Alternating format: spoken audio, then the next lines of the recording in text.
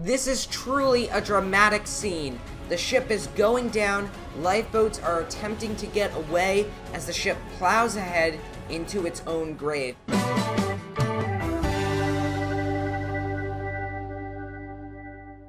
Hey guys, welcome back to another video. In today's video, we're back in Vehicle Simulator, and today we're going to be checking out the RMS Lusitania. So yeah guys, let's get into the video. Alright, so here we are. We are currently on the right side of the River Clyde, looking inland. So yeah, really cool. But here we have the RMS Lusitania. Now, before we board the ship and look at its many interiors, we're going to go ahead and go over some history. So yeah, now back in June of 1903, Cunard was actually given a loan of £2.6 million to build two ships. Now this loan could be repaid over a 20-year time, so it wasn't such a worry for the Cunard line because they could make that money back. Now these two ships were planned to be called the Lusitania and the Mauretania, and obviously today we're going to be focusing on the Lusitania. And the Lusitania was actually launched in 1906. Now, there's an interesting photo that I have seen circulating around of a three-funneled Lusitania, which was some concept art created by, I don't know who, but somebody created it, and it looks very interesting, and I'll just throw it up on screen now. So, yeah, they have the whole shape of the ship right, but that three-funnel design is pretty interesting. But anyways, I digress. So, yeah, the ship was launched in 1906 and was fitted out in 1906 to 1907. Now, the interesting thing about the Lusitania was 4 years into its service, it got slammed by a rogue wave right into the bow of the ship, and it completely decimated the forward superstructure, blew out all the bridge windows, and caused significant damage to all of those interior bits. I'm pretty sure that there's a photo out there that shows the bridge all boarded up and whatnot. So yeah, a pretty serious wave slamming into that ship did some heavy damage, but it was obviously repaired and Lusitania went on living its life. Now, as we all know, on May 7th, 1915, the Lusitania was struck by a German U-boat and unfortunately was sunk. So yeah, let's go ahead, let's hop aboard, take a look at her interiors, and then get her sailing. Alright, so starting our tour on the boat deck, I should mention I am not familiar with the Lusitania's interiors. I know very little about them. I know some of the layout, but that is it. So if I get things wrong, I apologize. Again, not an expert. Now, I actually want to start our tour just one deck below. This is the open promenade, and it looks wonderful. I mean, look at that. It makes you feel like you're on the ship, and you're experiencing it as it was in 1907. So let's make our way inside. So going through these doors, we get to make our way into, well, the B deck level of the ship and where the main staircase is located. Now, this ship has a ton of interiors, so we might not get to all of them in this video, but hopefully we can look at them a little later. So yeah, as you can see, a wonderful staircase here. Now, if we make our way up this staircase and around the elevator, which is located in the middle of the staircase, we have a, well, seating area with a fireplace, so that is very cool. And just above this staircase, you can see this wonderful dome that is there as well. Nothing like Titanic's dome, but it's more of that traditional Cunard style. So yeah, really, really nice. I love these little details like the lights too that have been added into this model, because once again, it brings it to life. It makes it feel like you're actually on board. So yeah, now making our way aft on this deck, we are currently on A deck. You can see, wow, this is just beautiful. Now, I've seen a lot of incarnations of this on other ships, especially on Stormworks. A lot of people like to build these into their ships, and I really like them. This looks just awesome. I mean, it's a great vaulted ceiling, and it really gives you the sense of scale, especially when being on board one of these massive liners. So, yeah, making our way further aft from here, we have a corridor with an exit door here, and what do we have over here? Just a passageway. And through here, we have a very small area with some display cases. Very nice. And making our way over here, I think this is the smoking room. I could be wrong. I don't know, maybe they called it the smoking lounge, because it kind of looks like a lounge and a smoking room combined. But once again, you've got that great vaulted ceiling with that dome overhead. It just brings in so much light, and it looks awesome. So let's make our way through here and go through this door.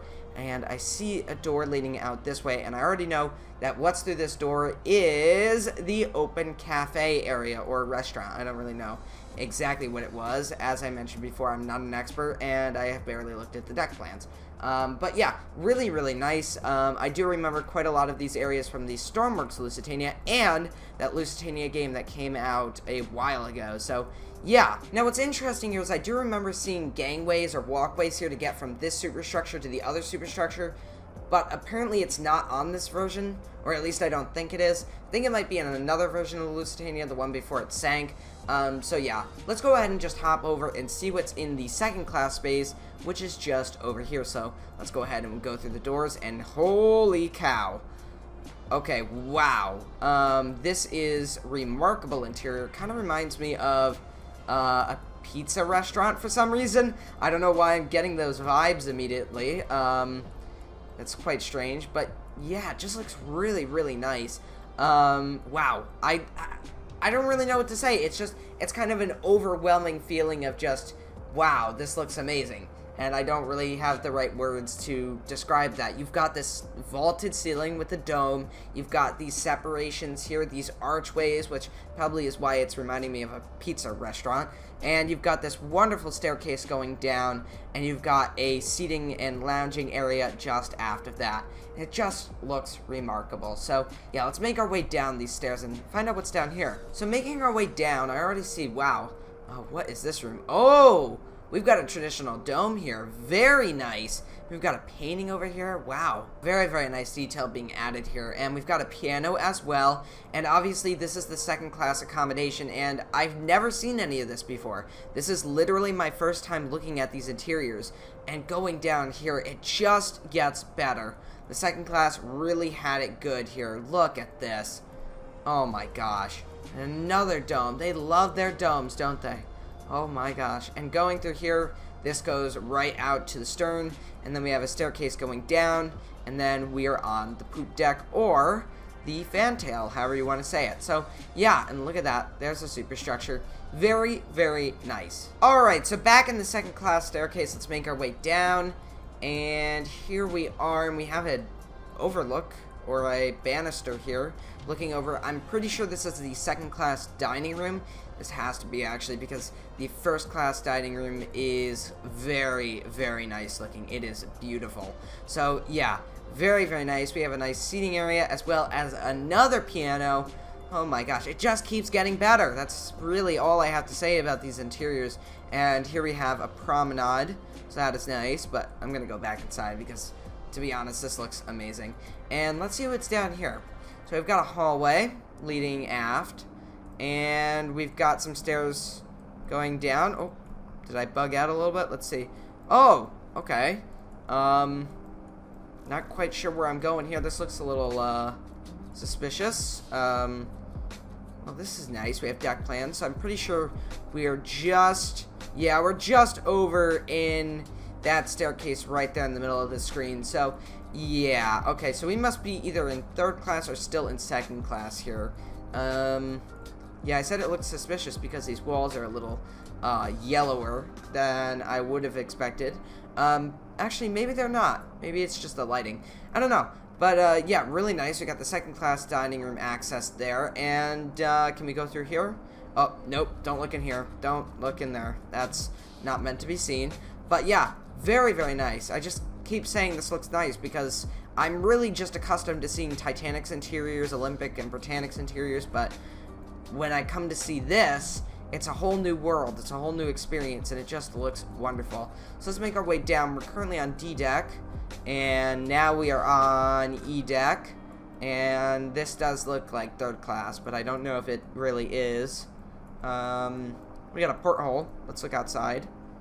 Alright, so we're kind of level with the dock here, so that's cool. So yeah, I think that's it for the second class portion of the ship, at least in the aft section.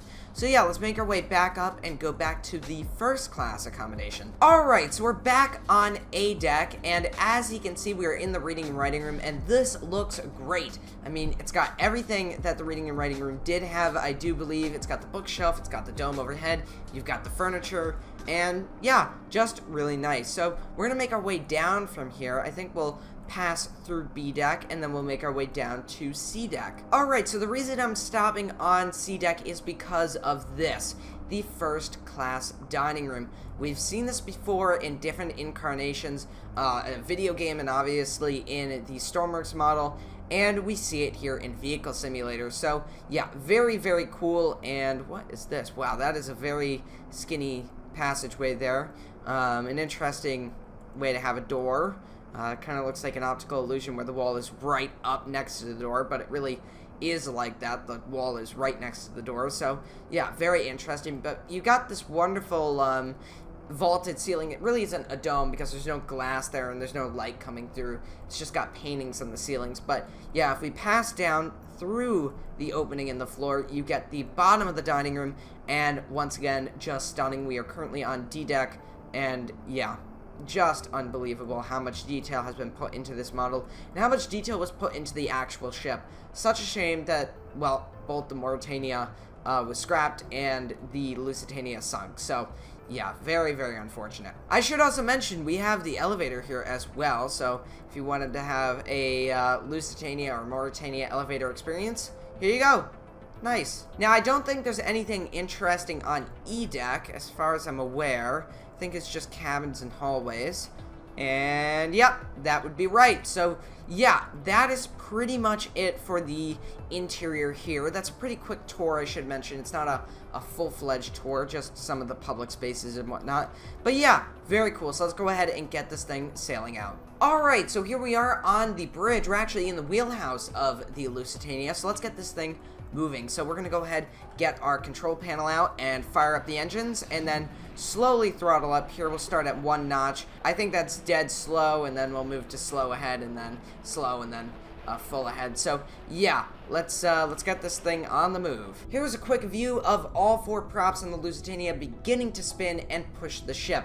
This looks awesome because you got those light rays coming through and everything. Just totally epic. Here's a really cool shot of the Lusitania leaving port here with those awesome Cunard red funnels and that beautiful hull just slowly but surely making its way out into the river and out to sea. So yeah, and it's also cool to see how large the vessel is compared to the buildings around us. So that is also really cool. Now, what is interesting is the ship does roll a lot. It might be the scale of the vessel, which is just a little smaller than the Olympic class, or it might be that the angle that the ship is going at right now is kind of in line with the waves in some way that's causing it to roll a little bit. But it seems just a tiny bit top heavy, which is making it roll a little bit. But yeah, that's the only thing that I've really noticed so far that's an issue with the vessel, but I think that's just the design of the ship and not based on what the creator built it as. I do have to say that Cunard designed some really awesome ships, like the Queen Elizabeth II, Queen Elizabeth, Queen Mary, the Lusitania, Mauretania, all of those great liners. So yeah, this is just one of the classic Cunard liners, and unfortunately it did sink, but yeah, we'll get to that in a little bit. Alright, well, we're really making our way out to sea now, so we're going to go ahead and jump cut to when we are in open water. So yeah. Alright, so here we are in the open ocean, and you may have noticed something different about the Lusitania. If you didn't, don't worry, it's kinda small. And what that is that the ship's livery has changed. And that livery change is this whole upper part being painted in the traditional hull color, which is a dark gray or black. Now, it was just before in white, but obviously it has now been removed and painted over in dark gray or black. So yeah, that is really the only noticeable change that I have noticed with the 1908 version. So yeah, we're gonna go ahead and move into the next version of the Lusitania. Alright, and here we have the 1913 version of the Lusitania. This introduces a lot more lifeboats on the boat deck, or A deck, and a Monkey's Island on the bridge, as well as some updated vents just behind the bridge. And if we go all the way to the stern, you'll notice we have a canvas cover, which is interesting, and I'm pretty sure there's more differences around the ship that I just haven't noticed. I know that there's no interior differences because when I downloaded it, there's only one version of the ship's interior, and obviously that's not going to change whenever you go to a different version of the ship. So we're not going to look at the interior for changes. So yeah, but it's interesting that those changes were made nonetheless. So yeah, very, very cool. Alright, so here we have the Lusitania 1915 version. This is the same version as it was when it went down, and as you can see, the funnels have been painted up in black, and a new yellow stripe has been added along the bottom of the superstructure, which is really interesting. You can actually see that they added lifeboats at the stern of the ship, and they're actually swung out here, so yeah, if anything were to happen, they can just lower those boats, and yeah, everyone will be saved. Well, unfortunately, in Lusitania's case, it didn't work out so easily, so yeah. I'm noticing that a lot of things now have canvas over it. You can see the Monkey's Island has canvas, and then if we go to the stern, you can see that there's some canvas added just over here as well. So, yeah. I also noticed that this vent that was white is now, well, brown at this stage, so don't know why they decided to paint that. Maybe just for, well, the sake of painting it, because everything else up here is brown, so yeah, maybe that's why they did that. I think there's a few other changes, but I'm not quite seeing them at the moment. Oh, hold on. Yeah, they added another Monkey's Island here. I just noticed that. So yeah, I'm pretty sure that's it regarding all of the updates that have been added to the ship on the 1915 version. So let's go ahead and get to sinking this thing. Now, we are currently off the coast of Ireland. Now, on the 22nd of April, 1915, the German Imperial Embassy posted a warning in the American newspapers that people who are traveling between the United States and Europe should be cautioned because they could be sunk. Their ships could be sunk by a U-boat. And just above that warning was an advertisement for sailing on the Lusitania, which is very eerie. But yeah, unfortunately, the Lusitania sank in 1915 by a German U-boat. So, yeah, that's how history plays itself out. At 2:20 p.m. on the 7th of May, a torpedo was fired at the Lusitania and it began to sink. And as you can see, a lifeboat has been launched successfully from the starboard side, but not all of the lifeboats would be able to be successfully launched. Some would break from their falls into the water, and some would just break without anybody in them and then capsize and sink. So the way that these things were being launched was quite dangerous and not really in order whatsoever. So as you can see, another lifeboat has just gone down there and the ship is really beginning to sink now. As you can see, it's listing into the water quite heavily, and you have to remember this thing only sank in 18 minutes, which may seem a long time if you're not really doing anything and just sitting around. But in reality, if you're running around trying to save your own life, this thing was going down fast. And as you can see, a lot of lifeboats are getting into the water. Here we got another one that should be coming down in a minute or two. And if we go to the stern, we should be seeing the propellers coming out of the water very soon there. So yeah, as you can see, she is beginning to list over now to the starboard side and go down by the bow. So yeah, and oh, there goes another lifeboat. Let's see how this one gets launched. Will it be successfully launched? Looks like it, that's good. And into the water. They are home free. So yeah, the ship is really going down now. As you can see, the lifeboats are getting away, and surprisingly, I haven't seen a lifeboat flip over or break or fall into the water weirdly. Actually, I do see a boat there. It looks like it's trying to get out, trying to be launched. But as you can see, the bow is now starting to flood, and there goes a lifeboat there. It has fallen from the davit there and is now just hanging completely vertical. Let's go over to it for a second. Hey, you could imagine if people were trying to clamber onto that boat and the fall just broke and it just fell into the water. Now you've got water just kind of flowing into that boat, continuously pulling it aft as that rope is getting tighter and tighter as the boat gets pulled. So it could even break the davit or just snap the rope, and that is just a dangerous situation overall. And as that's happening, the water is now flooding the bow of the ship. The bow is now gone, and the water is taking over the ship.